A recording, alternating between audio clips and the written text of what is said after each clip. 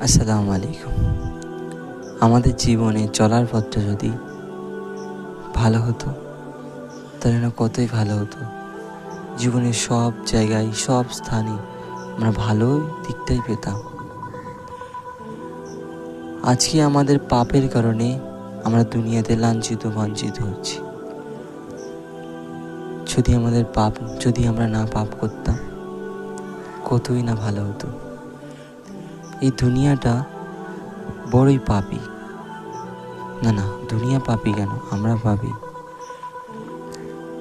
তাই সকলে পাপ মুক্ত থাকো। তুমি দুনিয়াতে যত পাপ করবে আখিরাতে গিয়ে তোমার তার হিসাব দিতে হবে।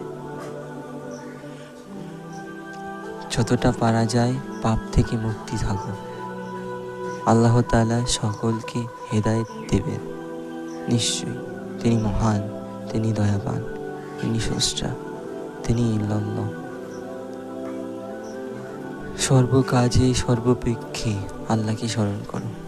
হাসবি আল্লাহু নি'মান ওয়াকিল, হাসবি আল্লাহু নি'মান ওয়াকিল।